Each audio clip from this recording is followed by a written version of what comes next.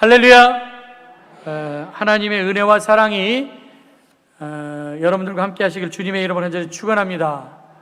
오늘 말씀 제목이 모든 환난 중에서 우리를 위로하사입니다.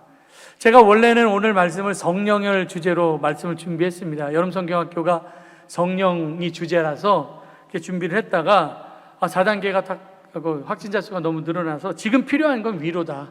그래서 말씀을 금요일에 갑자기 바꿨어요.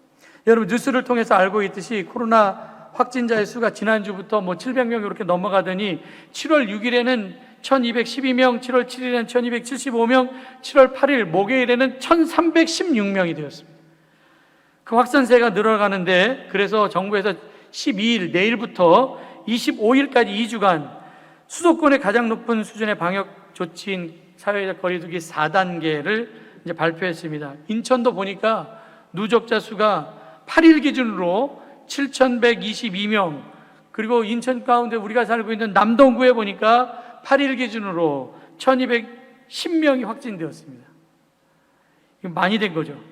사회적 거리두기 4단계가 적용되는 2주 동안 아까 광고에 나갔던 것처럼 2번의 주일 예배를 다 비대면 예배, 그러니까 모든 공적인 예배는 비대면 예배로 전환을 합니다. 그래서 주일 11시에는 한 번만 드리되 실시간으로 예배를 드리니까 다음 주일에는 대광교회 유튜브 1977을 통해서 예배를 드리시면 되고, 모든 예배들도 다 동일한 마음으로 예배를 드리시고, 그리고 여름성경학교도 연기가 되었으니까 기도 많이 해주시기 바랍니다. 전문가들의 말에 따르면 현재와 같은 유행이 지속된다면 이달 말에는 1,400명, 더 악화될 경우에는 2,000명까지도 확진자가 늘어날 것으로 추정하고 있습니다.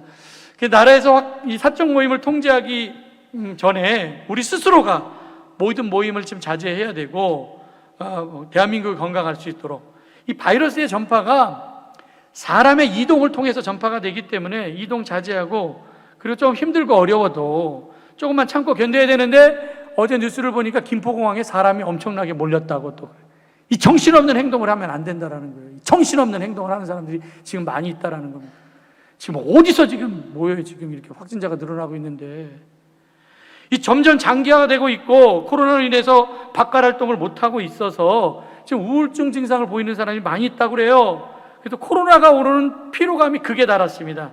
특별히 1인 가구가 많아지고, 요즘과 같이 코로나 때문에 사람과의 만남이 이게 적어지면서 가족이나 친구들과 떨어져서 혼자 지내고 있는 사람들 가운데 이러한 증상이 더 많이 발생한다고 이야기를 하고 있죠.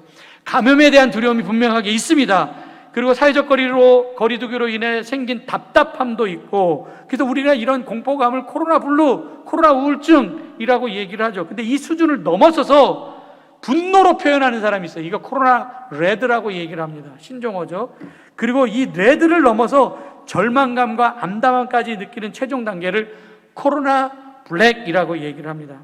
이런 우울증이 사실, 이런 외로움이 바이러스 감염보다 더 심각한 거예요. 여러분 뉴스를 봐서 알겠지만 최근에 중국에서 근무하고 있었던 외교관이 1년 넘게 가족들과 떨어져 지내고 있는데 한국에도 올 수 없고, 그러니까 고립감으로 자살을 했다라고 하는 보고를 들은 적이 있었을 것입니다. 날씨도 더워지고, 장마도 지면서 습해지고, 짜증도 나고, 이때 사실 사람이 되게 중요해요. 옆에 있는 사람이.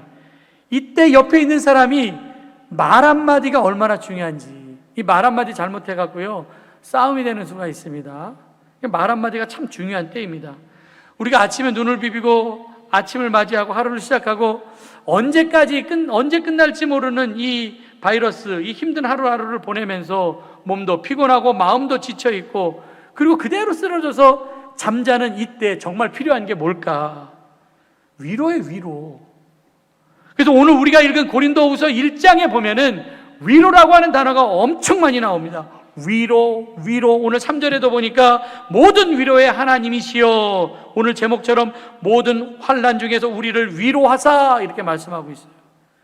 고난이나 환난이 9번 나오면 위로는 10번 나옵니다.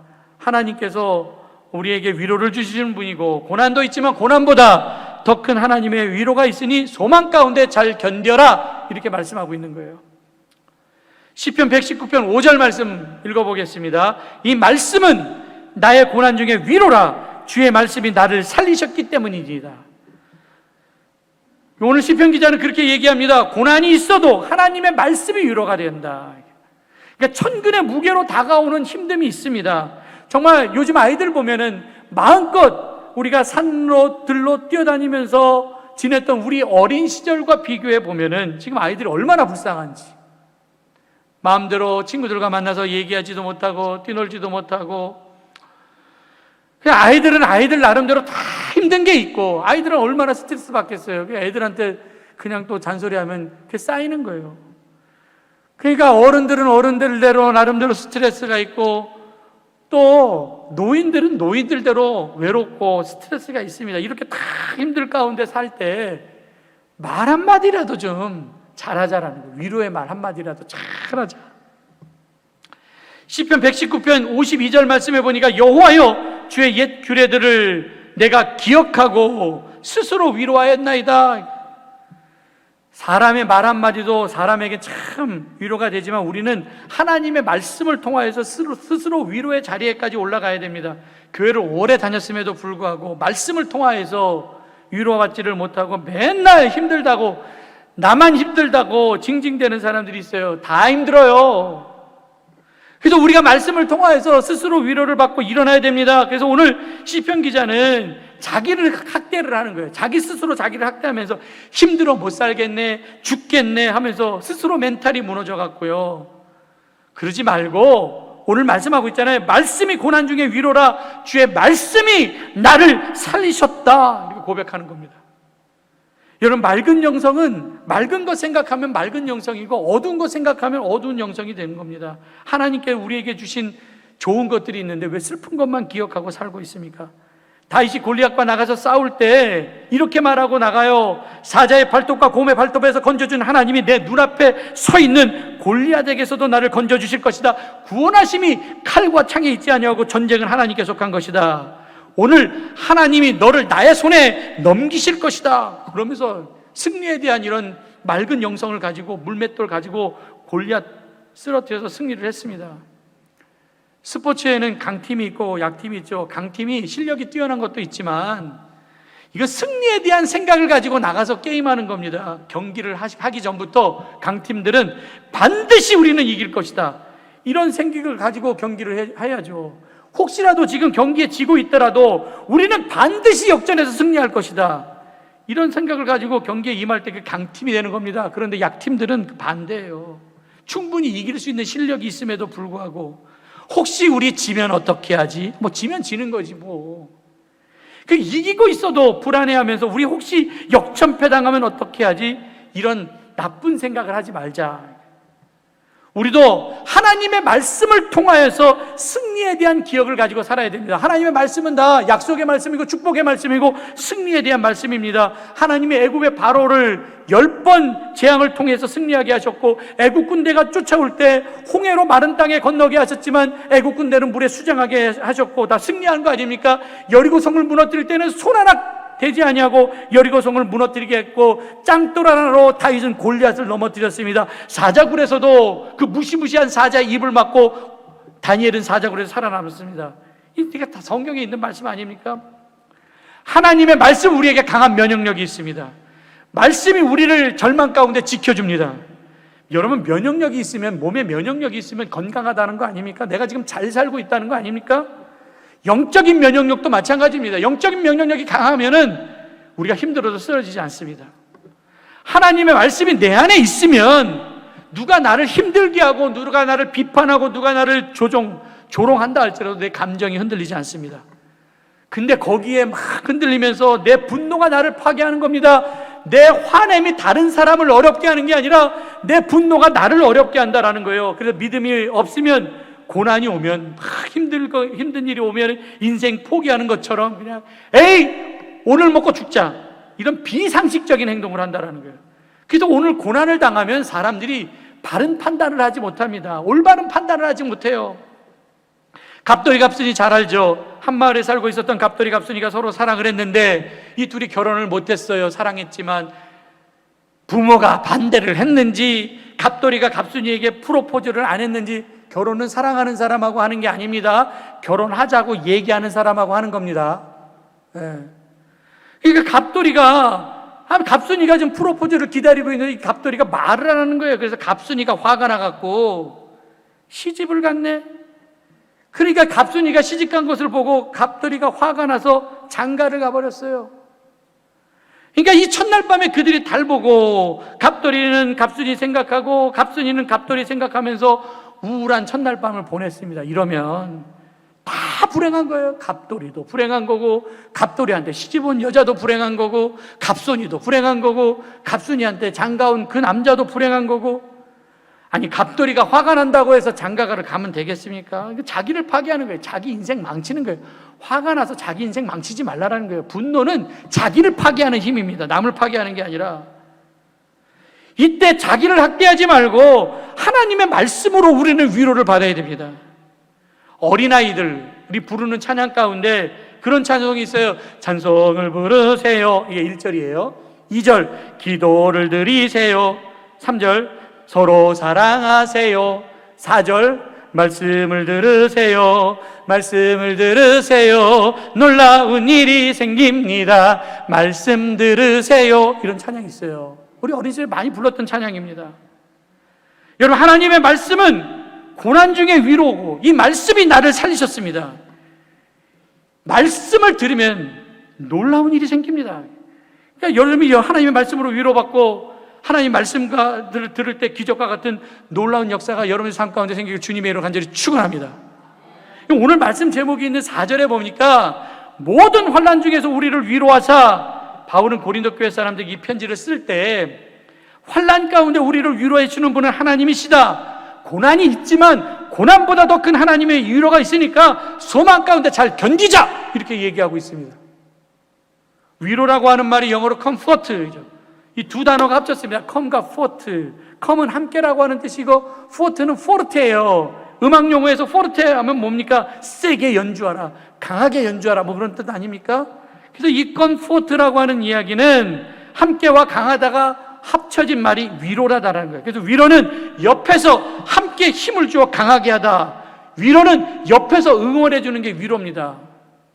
바울이 복음을 전할 때 아시아에 당한 고난이 얼마나 큰지 고린도후서 1장 8절 9절을 제가 읽어보겠습니다. 자기의 상황을 이야기했는데 이렇게 얘기합니다. 형제들아, 우리가 아시아에서 당한 환난을 너희가 모르기를 원하지 아니하노니 심에 겹도록 심한 고난을 당하여 살 소망까지 끊어지고 우리 자신이 사형 선고를 받은 줄 알았으니 이는 우리로 자기를 의지하지 말고 오직 죽은 자를 다시 살리시는 하나님만 의지하게 하심이라. 아멘. 복음을 전하는 게 너무 힘들어서 나 지금 살 희망까지 꺾여버렸고 사망 선고받은 몸같이 힘들지만 이런 죽음의 어려움 가운데서도 건져주신 하나님 의지하면서 나 소망 가운데 살고 있다, 이렇게 이야기하는 거 아닙니까? 저는 야구를 되게 좋아합니다. 제가 동산고등학교를 나왔는데 거기 야구부가 있어서 하여튼 고등학교 때부터 야구를 되게 좋아했어요. 여러분들, 야구를 할 때 이기고 있는 팀이 점수를 지키기 위해서 8회나 9회 정도 되면은 승리를 굳히기 위해서 구원 투수를 내보냅니다. 보통 구원 투수를 우리가 마무리 투수 그렇게 얘기를 하는데 이 구원 투수의 역할은 그냥 한 이닝만 책임지면 되는 거예요. 그리고 내려오면 됩니다. 그래서 구원 투수가 나와서 자기 팀이 이기고 있는 점수를 잘 지켜서 경기에서 승리하면은 이 세이브했다고 하지 않습니까? 참 좋은데. 근데 9회에 나와서 홈런 맞고 역전을 당하면 우리가 이걸 블론 세이브라고 얘기를 합니다. 세이브가 날아갔다라는 거예요. 구원이 날아갔다, 이렇게 얘기를 하죠. 그러면 자기가 그 점수를 지키지 못했기 때문에 팀이 경기에서 졌다고 한다면 이건 정신적으로 충격이 어마어마합니다. 나 때문에 진 거 아닙니까? 그래서 구원 투수는 볼을 많이 던지지 않기 때문에 육체적으로는 힘들지 않지만 정신적으로는 굉장히 힘든 게 구원 투수입니다. 점수를 지키지 못하고 경기에서 졌을 때 그냥 마운드에 확 주저앉아서 내려오지 못하는 거예요. 저도 그런 거 봤어요. 그냥 역전패 딱 당했을 때 그 구원 투수가 그 마운드에 주저앉아 있는 모습, 이게 나 때문에 졌어, 이런 자책감이 돌 때 이 구원 투수는요, 그냥 강심장이 아니면은 이 생명력이 길지가 못해요. 그래서 구원 투수는 멘탈이 강해야 된다고 그러잖아요. 그래서 오히려 선발 투수보다 이 구원 투수가 멘탈이 강해야 됩니다. 그냥 심장이 쫄깃쫄깃하게 그냥 한 곡 한 곡 던지는 거 아닙니까? 사람이 살면서 맨날 승리하고 맨날 기쁜 일만 있으면 얼마나 좋겠습니까? 근데 인생에서 얼마나 우리가 세이브를 날려보내는 게 많아요. 물론 세이브하는 게 얼마나 많습니까? 잘 되다가도 그냥 확 날려보내는 거예요. 아, 그때 내가 잘했으면, 이런 아쉬움을 갖고 살고 있는 게 지금 우리 인생들입니다. 인간에게 두 종류의 싸움이 있다고 하잖아요. 내적인 싸움과 외적인 싸움인데, 외적인 싸움은 적을 알아요. 그래서 내가 실력으로 외부의 적과 싸워 이기면 되지만, 내적인 싸움은 나와의 싸움입니다. 더 힘든 싸움이죠. 이것은 마음이 강하지 않으면 이길 수 없습니다. 그래서 구원투수는 이 내적인 싸움에서 자기를 먼저 이겨야 돼요. 그래서 뭐 사람들이 산악 등반하는 사람들이 얘기를 하잖아요. 내가 저 산을 등반하기 전에 내가 나를 먼저 등반해야 된다고. 그래 산을 정복하는 거지. 난 저기 못 올라가. 그럼 못 올라가는 거예요. 바울은 속사람의 강건을, 내적 승리를 위해서 속사람의 강건에 대해서 이야기를 합니다. 에베소 3장 16절, 그의 영광의 풍성함을 따라 그의 성령으로 말미암아 너희 속사람을 능력으로 강건하게 하시오며, 속사람의 능력으로 강건하게 하시며, 성령의 능력으로. 고린도서 4장 16절, 그러므로 우리가 낙심하지 아니하노니 우리의 겉사람은 낡아지나 우리의 속사람은 날로 새로워지도다. 아멘. 여러분, 속사람이 새로워지는 것을 강건이라고 얘기를 합니다. 근데 속사람이 강건하지 아니하면, 이 겉사람이 만약에 약하면은 사람이 강팍해지죠. 그러니까 속은 하나도 없는데 겉만 씩씩대는 거예요. 그걸 우리가 강팍이라고 얘기를 하고, 속사람이 강하면은 잔잔한 혼수 같아서 그냥 어려운 일이 있다 할지라도 강건해서 흔들리지 않습니다. 속사람이 약한 것은 우리가 촛불과 같습니다.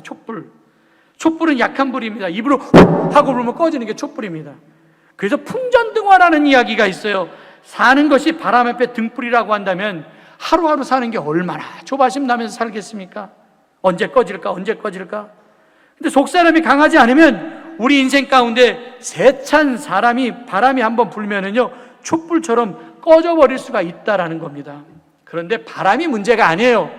아무리 큰 바람이라 할지라도 불이 크면 상관없다. 큰 불이면 상관없다라는 겁니다. 촛불이기 때문에 작은 바람에도 꺼지는 겁니다. 작은 불이 나서 약한 바람에도 꺼지는 겁니다. 그런데 큰 불이 되면, 바람이 불면 불수록 불은 활활 더 타오르게 됐습니다. 그래서 불을 두 가지냐, 후 하고 끄는 불이 있고 후 하면서 살리는 불이 있잖아요. 바람이 오히려 불을 살릴 수가 있다는 거예요. 속사람이 강건하면 바람이 무섭지가 않습니다. 바람이 불어도 꺼지지 않을 정도로 큰 불이 되어야 됩니다. 근데 우리는 바람을 두려워합니다. 왜? 내가 촛불이기 때문에, 내가 믿음이 없어서. 바울은 고린도 교회 사람들에게 내가 살 소망이 끊어질 정도로 힘들고, 내가 내 몸이 사망 선고를 받은 것 같고, 정말 숨쉬기조차 힘들 정도로 힘든 일이 있었다. 다 지금 우리가 이런 상태 아닙니까? 살 소망이 없고 사망 선고를 받은 것 같고 숨쉬기조차 힘들 정도로 지금 우리가 어려운 시기를 살고 있습니다. 실제로 바울은 복음을 전할 때 이렇게 살았어요. 바울을 죽이기 전에 내가 밥도 물도 마시지 않겠다. 이게 테러 집단이 40명씩이나 있었고, 복음 때문에 사람들에게 수없이 맞기도 했고, 복음 때문에 옥에 갇히기도 했고, 복음 때문에 배가 난파당해서 바다에서 표류도 했고, 복음 때문에 잠도 못 잤고 굶주림과 헐벗음이 있었습니다. 근데 이런 아픔보다 더 큰 아픔은 고린도후서 11장에 나와 있는 것은 교회를 생각하는 그 눌림. 교회를 생각하면 그게 더 힘들었다라는 거예요. 이런 고통보다. 그러니까 저도 목회자가 돼 보니까 이런 거, 배고픔, 헐벗음 뭐 이런 것보다 더 큰 눌림이, 교회를 염려하는 눌림이 제일 큰 것 같아요. 교회를 염려하는 눌림, 성도들을 생각할 때. 목회를 하다 보니까 저도 제일 힘든 게 사람이고, 또 사람에게 제일 힘들게도 하지만 사람에게 제일 감동도 줍니다. 저는 사람이 등 돌린 모습 볼 때, 사람이 헤어지게 될 때 이게 정말 아픈 거예요. 이게 알잖아요, 여러분들. 뒷모습 바라볼 때 얼마나 아픈가. 그래서 속사람을 강건하게 해서 내가 이겨버리라, 한번 기도해버리라. 그럼에도 불구하고 이게 상한 마음이 이게 쉽게 이게 지워지지가 않아요. 마음에서 잊혀지지 않고 이게 아픈 상처로 남는다라는 겁니다. 바울이 목회를 하는 믿음의 아들 디모데에게 편지를 쓸 때 디모데후서 4장 14절 15절에 이렇게 얘기를 합니다. 구리세공업자 알렉산더가 내게 해를 많이 입혔음에 주께서 그 행한 대로 그에게 갚으시리니 너도 그를 주의하라. 그가 우리의 말을 심히 대적하였느니라. 자, 후메네오 조심해. 야, 나에게 많은 해를 입혔어, 이렇게 얘기를 하고 있고, 디모데후서 2장 17절에 보니까 그들의 말은 악성 종양같이 퍼져나감과 같은데 그 중에 후메네오와 빌레도가 있느니라.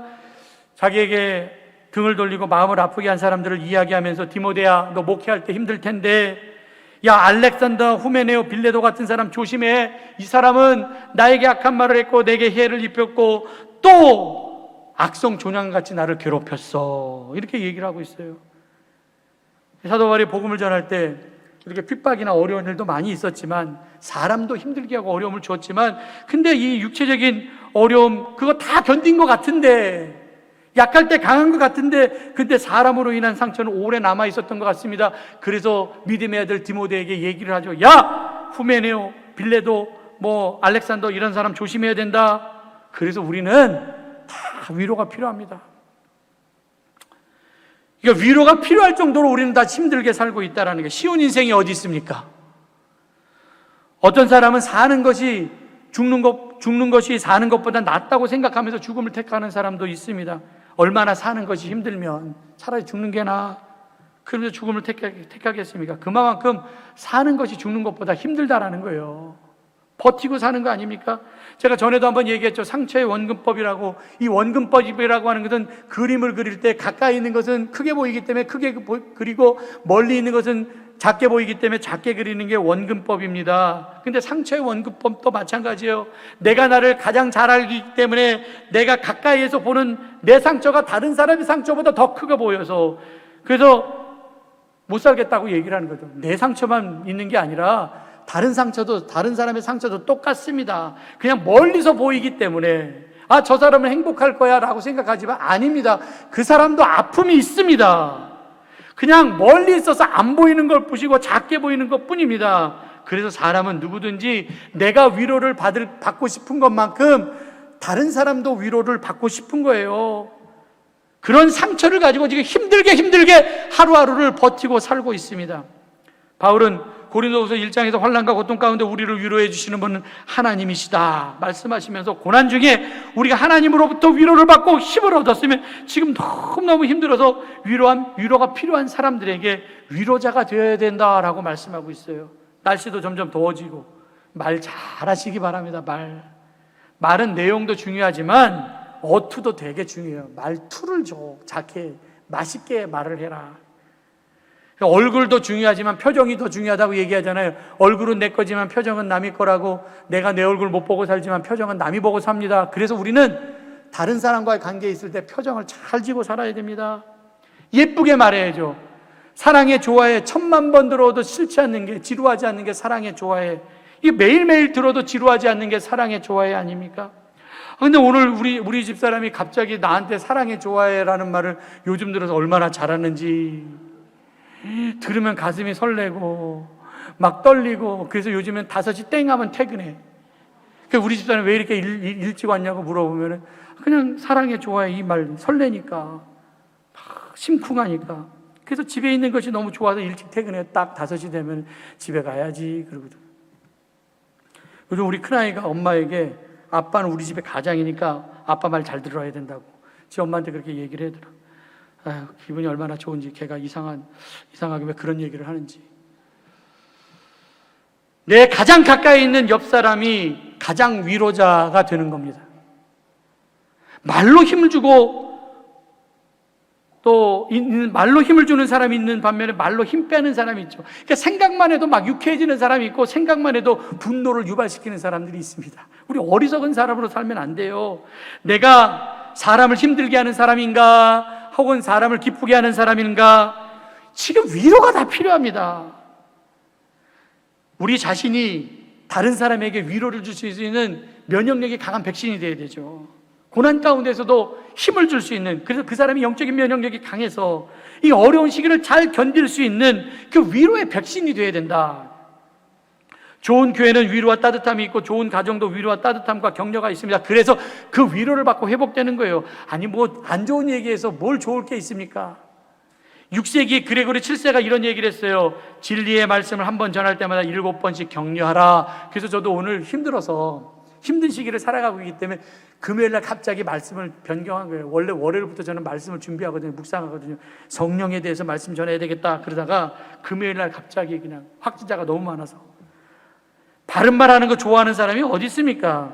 사람이 바른 말을 들을 때 그 바른 말을 다 소화시키질 못합니다. 맞는 말입니다. 근데 그 맞는 말이 내게 소화가 안 되는 걸? 그 맞는 말이 소화가 안 돼서 밥이 안 넘어가는 겁니다. 그래서 다른 사람에게 맞는 말, 바른 말 하기 위해서는 7번 정도 사랑해 그렇게 얘기를 해놓고 약간 그렇게 이제 요랬으면 좋겠어 이렇게 얘기를 해야 되는데 처음부터 그냥 바른 말 하니까 그걸 소화를 못 시키니까 그 관계가 깨지는 거 아닙니까? 어떤 사람은 지적하고 비판하는 걸 사명감으로 생각하는 사람이 있어요. 가정에서 혹은 교회에서 잘못하는 것을 기소만 하는 검사만 있다고 한다면 그 가정은 흔들립니다. 가정을 힘들게 하고 사람과의 관계를 힘들게 하고 교회를 힘들게 하는 거 검사만 있으면 안 돼요. 잘못한 건 자기가 더 잘 알아요. 말 안 해도. 변해줄 수 있는 사람이 필요합니다. 성령은 파라클레토스 변호자입니다. 그러니까 위로해 줄 수 있는 사람이 필요하다라는 거죠. 부모들 자녀들을 위로해주고 아내는 남편은 아내를 위로해주고 또 자녀는 부모를 위로해주고 이런 격려가 많으면 많을수록 가정이 밝아지죠. 근데 그냥 서로 잡아먹으려고 그러니까 어두워지는 거예요. 비판은 누구나 다 할 수 있으면 왜? 우리는 악한 죄성이 있기 때문에 비판은 누구나 잘하지만 칭찬은 아무나 못합니다. 그래서 위로는 성령의 사람만이 할 수 있다. 내가 언제 변화되는지 한번 생각해 보세요. 남편이 언제 변화되는지 생각해 보세요. 아내 바가지로 남편이 변화됩니까? 부모의 잔소리로 애들이 변화됩니까? 사랑받을 때 변화되는 거 아닙니까? 나도 요즘 우리 집사람이 얼마나 사랑해 주는지 막 이렇게 변화가 되는 것 같아요. 여러분 목사라도 영적 상태가 안 좋을 때 성도의 위로의 메시지 하나로 힘이 나는 거예요. 에이, 목사가 무슨 성경 말씀으로 위로해 받고 하나님 말씀으로 위로를 받아야지 이런 말 하지 마세요. 어떤 때는 사람의 말 한마디가 힘이 될 수가 있을 수 있습니다. 여러분 스마일 마스크 신드롬이라는 게 있어요. 웃음으로 다른 사람을 위로해 주는 감정 노동자들. 이런 사람은 항상 밝은 모습을 보여야 됩니다. 그러니까 막 자기의 마음속에는 화가 있는데 근데 화를 제대로 내지 못하니까 늘 을로 살아가는 거죠. 겉으로는 막 웃고 있는데 속은 썩고 있습니다. 그러니까 숨겨진 우울증이 있습니다. 자기는 너무 힘들어서 웃고 싶지 않은데 이거 웃으려고 하니까 얼마나 스트레스가 쌓이게 되느냐. 그래서 서비스업에 종사하는 감정 노동자들에게 우린 스트레스 주지 말아요. 싫은 소리 이런 소리 하지 말아야 됩니다. 지금 코로나 바이러스의 4차 유행으로 나라 전체가 긴장을 하고 있습니다. 지금 다 힘듭니다. 낙심이 변형된 델타 바이러스보다 더 전염력이 강해서 사람들에게 낙심을 전파시킬 수가 있어요. 그래서 이곳저곳에서 한숨과 탄식이 나오면서 힘들어하지만 하나님은 우리가 낙심을 이길 수 있는 영적인 명령력을 우리 몸에 심겨 주셨습니다. 여러분 천연두 바이러스 있잖아요. 그거 기원전 1122년에 처음 생겼다고 그래요. 중국에서 발생했다고. 인도에도 그 기록이 있고 이집트에도 그 기록이 있고. 근데 지금 그거 우두 그 백신이 생겨서 다 잡힌 거 아닙니까? 우리나라도 정조대왕 때 전염병이 창궐할 때 1783년에 자율전칙을 제정해서 진율청에서 사람들에게 옷도 나눠주고 병도 고쳐주고 1인당 정해진 분량의 쌀도 나눠주고 간장도 주고 미역도 지급했다는 기록이 있어요. 진율전칙에. 여러분 진율전칙 딱 쳐보면 거기 나와요. 검색해 쳐보면 우리나라 또 코로나 때문에 뭐 작년에 재난지원금도 나눠주고 뭐 또 나눠준다고 하는데 더 어려운 시기 다 마음을 앞에서 잘 견뎠습니다. 우리 민족은 어려울 때 더 강한 거 아닙니까? 이럴 때 비판만 하지 말고 위로하자라는 거예요. 힘들 때 고린도후서 1장 6절 우리가 환난을 당한 것도 너희가 위로와 구원을 받게 하려는 것이요 우리가 위로를 받는 것도 너희가 위로를 받게 하려는 것이니 이 위로가 너희 속에 역사하여 우리가 받는 것 같은 고난을 너희도 견디게 하느니라. 내가 겪는 고난이 누구에게 위로가 되는 고난이라고 한다면 위로가 백신이 될 수가 있다는 거예요. 내가 지금 너무 힘든데 믿음으로 내가 잘 버티고 견뎠어요. 그게 모델이 되면 다른 사람이 내가 고난 견디는 것을 보고 나도 저 장로님처럼 나도 저 집사님처럼 권사님처럼 견뎌야지. 그래서 내 고난의 견딤이 다른 사람에게 위로의 백신이 될 수가 있다는 겁니다. 그래서 그것을 통해서 살아나는 거예요. 고난을 당한다고 다 죽는 게 아닙니다. 고난은 잠시 우리를 쓰러지게 할 수는 있지만 그냥 죽이지는 못합니다. 그래서 의인의 신앙은 7번 넘어진다 할지라도 8번째 일어나거니와 고난 중에 철저하게 하나님을 의지하고 신앙적으로 바르게 사는 사람이 있으면 주변이 다 밝아질 수가 있다는 겁니다. 그래서 가정에서 모든 사람이 다 한숨 쉬고 있으면 그 가정 못 일어납니다. 근데 모든 사람이 다 한숨 쉬고 있다 할지라도 한 사람만 믿음으로 버티고 있으면 그 가정은 살아납니다. 이사야 40장 1절, 너희의 하나님이 이르시되 너희가 위로하라, 내 백성을 위로하라. 이사야는 이사야에서 1장에는 이렇게 얘기해요. 이스라엘 백성들의 상태를 이야기할 때 발바닥에서부터 정수리까지 성한 곳이 하나도 없을 정도로 만신창이가 되었다고 말씀을 하고 있습니다. 이스라엘 백성들이 하나님 말씀대로 듣지 않고 그래서 바벨론에 망해서 70년 동안 바벨론에 긴 포로 생활을 하죠. 이 70년 동안 긴 시간 동안 이방 땅의 더러운 쓰레기 더미에서 강제 노동에 시달리면서 힘겹게 살았습니다. 희망이 없었습니다. 이렇게 포기하고 살았는데 진짜 머리끝에서부터 발바닥까지 성한 곳이 한 곳도 없었는데 이사야는 이사야 47장 1절에서 위로하라 하면서 소망의 메시지를 선포하고 있습니다.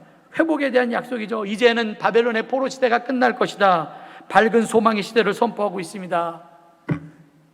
그래서 이사야 40장 2절 말씀에 보니까 너희는 예루살렘의 마음에 닿도록 말하며 그것에게 외치라. 노역의 시대가 끝났고 그 죄악이 사함을 받았느니라. 힘든 시기가 다 끝났습니다. 이게 하나님의 은혜 아닙니까?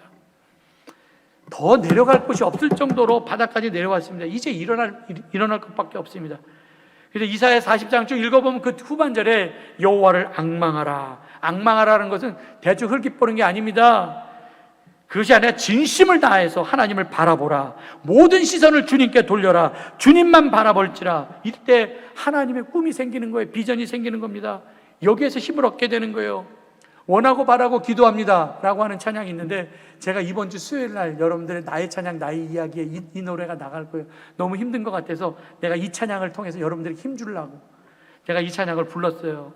이 세상을 살아가는 동안에 나의 힘을 의지할 수 없으니 기도하고 낙심하지 말 것은 주께서 참 소망이 되심이라. 하나님의 꿈이 나의 비전이 되고 예수님의 성품이 나의 인격이 되고 성령님의 권능이 나의 능력이 되길 원하고 바라고 기도합니다.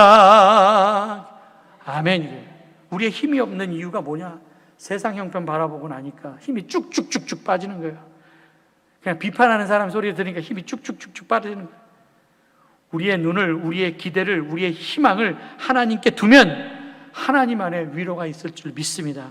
이렇게 어려움을 주시는 목적은 하나님 의지하고 다른 거 의지하지 말라 이거예요. 그래서 고린도후서 1장 9절 오직 죽은 자를 다시 살리시는 하나님만 의지하게 하려 함이라. 살 소망이 끊어진 것 같고 내 몸이 사망 선고 받은 것 같처럼 어렵지만 나를 살리셔서 사망에서 큰 사망에서 건져주신 하나님 의지하시기를 바랍니다. 소망이라는 것은 내 계획이 꺾였을 때 하나님은 나를 위해서 더 나은 계획을 가지고 계십니다. 아브라함이 언제 소망을 가지게 되었습니까? 바랄 수 없는 중에 바랬더니 로마서 4장 19절에도 보니까 그가 100세가 되어 자기 몸이 죽은 것 같고 사라의 태가 죽은 것 같음을 알고도 믿음이 약해지지 않고 죽은 것 같은 자기 몸을 보면 도저히 아기가 나올 것 같지 않아요. 그럼 믿음이 흔들릴 만한데 흔들리지 아니하고 하나님이 주신 약속을 끝까지 붙들었습니다. 그래서 아브라함의 믿음은 소망을 가질 수 없는 상황, 이제 바랄 수 없는 중에 바랬으니 이 바란다는 게 뭐예요? 기도한다는 거 아닙니까? 빌립보서 4장 6절 아무것도 염려하지 말고 모든 일에 기도와 간구로 너희 구할 것을 하나님께 아뢰라. 그럼 평강의 하나님 우리의 마음과 생각을 지켜주실 줄 믿습니다. 아무것도 염려하지 말고 모든 일에 큰 일이든 작은 일이든 직장 일이든 가정 일이든 교회 일이든 어떤 일에 제한을 두지 말고 기도하라. 찬송가 486장 이 세상에 근심된 일이 많고 참 평안을 몰랐구나. 2절 이 세상에 곤고한 일이 많고 참 쉬는 날 없었구나. 이 세상은 정말 곤고하고 평안도 없고 그래서 바울은 고린도 교회 사람들한테 중보 기도를 부탁하면서 오늘 11절에 이렇게 얘기하죠. 너희도 우리를 위하여 간구함으로 도우라. 이는 우리가 많은 사람의 기도로 얻은 은사로 말미암아 많은 사람이 우리를 위하여 감사하게 하려 함이라. 우리를 위해서 감사함으로 기도함으로 도와달라. 바울은 기도의 능력을 믿었기 때문에 고린도 교회 사람들에게 중보 기도를 부탁하면서 이야기를 합니다. 기도할 때 하나님이 일하시는 줄 믿습니다. 누가복음 18장 1절, 예수께서 그들에게 항상 기도하고 낙심하지 말아야 할 것을 비유로 말씀하여, 여러분 불의한 재판관에 비유할 때 이 말씀하신 거 아닙니까? 불의한 재판관이라도 억울한 가부가 정말 강청하면 들어주는데, 하나님은 불의한 재판관보다 나으신 분입니다. 우리가 기도할 때 하나님은 우리를 절대로 외면하시지 않으십니다. 여러분, 지금처럼 바이러스가 창궐해도 살 소망이 없는 것처럼 큰 사망이 우리를 얽매이게 한다 할지라도 우리는 기도해야 됩니다. 조금이라도 숨 쉴 구멍, 기도하는 거 아닙니까? 하나님께서 우리를 도와주실 분은 하나님밖에 없습니다. 나의 등 뒤에서 나를 도와주시는 분, 평안히 길을 갈 때 보이지 않아도, 지치고 고난에 넘어질 때도 다가와 손 내밀어 주시네. 하나님이 내 편이 되어서 도와주실 줄 믿습니다. 그리고 위로해 주시는 분은 하나님. 그래서 하나님은 나의 피난처시고 환난 중에 나의 도움이 되실 줄 믿습니다. 결론입니다. 고린도후서 1장은 하나님의 위로장입니다. 위로는 힘을 주고 응원을 준다는 거예요. 죽을 때까지 삶은 고난의 연속입니다. 누구에게나 고난이 있습니다. 피할 수 없습니다. 나도 모르는 것에 대한 걱정으로 쫓기고 있고, 그래서 잠도 못 자고 밥도 안 먹히고 안절부절 못하고, 이럴 내 믿음 상태를 한번 점검해 보자라는 거예요.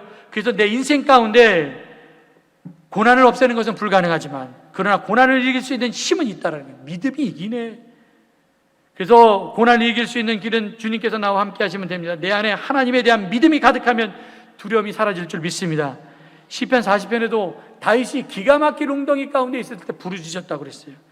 여러분, 있는 그 자리에서, 비록 코로나로 인해서 우리가 비대면으로 예배드리고 교회에 나오지 못한다 할지라도 그 있는 자리에서 기도할 때 하나님께서 능력을 주셔서 이길 수 있는 힘을 주실 줄 믿습니다.